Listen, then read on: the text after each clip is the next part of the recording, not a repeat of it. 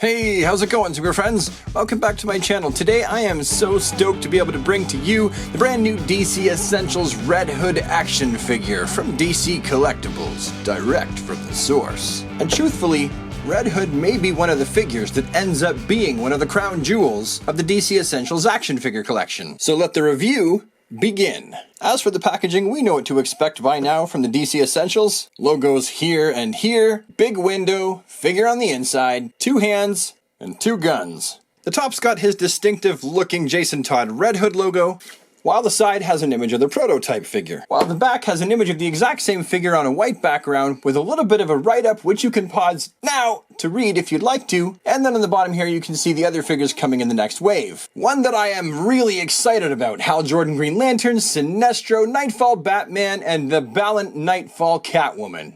Oh my goodness, so stoked. Anyhow, let's open him up.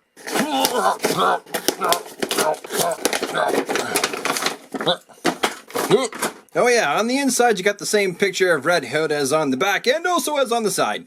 And here's what you get.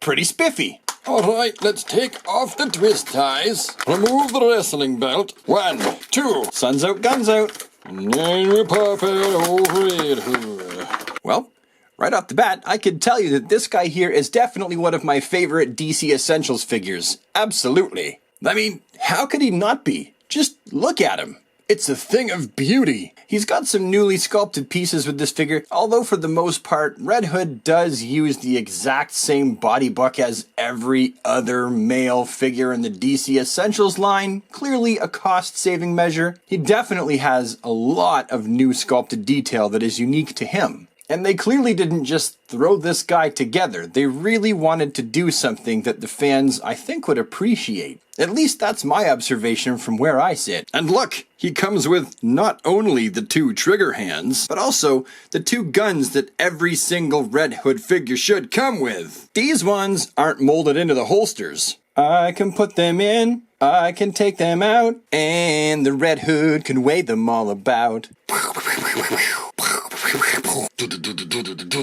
I got guns. So between the fact that they actually gave him guns and empty holsters that the guns could go into, as opposed to...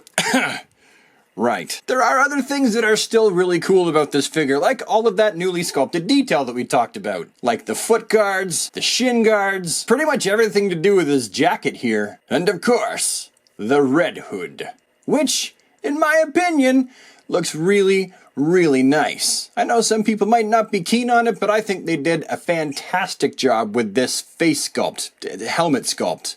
You know what I mean? Oh yeah, and just in case you were wondering, the back of the figure looks fantastic too. Here, I'll do a slow camera movement from the foot to the head as well, just like I do at the front, only no perseverating on his hiney, okay people? We are simply appreciating all of the newly sculpted detail and the paint apps, which, by the way, look pretty neat. They do. They look pretty neat. I'm happy with these. Now, if there was one thing about this figure that I don't like, only one thing, well, aside from the typical stupid weak ankles that these figures have, is the fact that I'm not a fan of this bat. I'm not. Let's be honest here. This is the one that I think fans like the best, myself included. As for the articulation, I'm going to go through it really briefly, so stay with me now. The head's on a ball joint hinge and it goes back and forth, lots and lots. Shoulders, the jacket kind of gets in the way, that's just a thing. If you want the jacket, then there's going to be a problem with the articulation there. He's got some turny, he's got some crunchy smunchy, 2 of them, as you can see. And let's not forget the DC Essentials ab crunch, and the tornado waist, as well as the ball-jointed groin, the rotative thigh cut articulation, ooh, double-jointed knees, look what they can do. And you what, mate?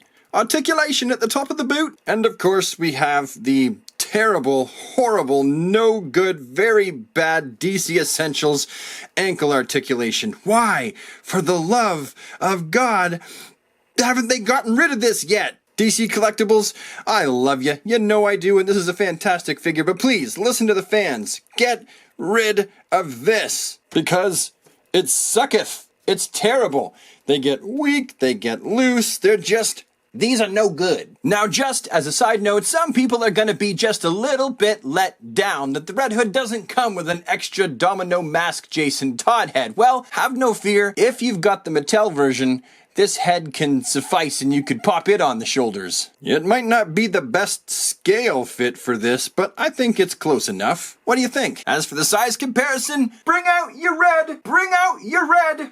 That was a joke on bring out your never mind. Boom! Here we have the Mattel version of Red Hood.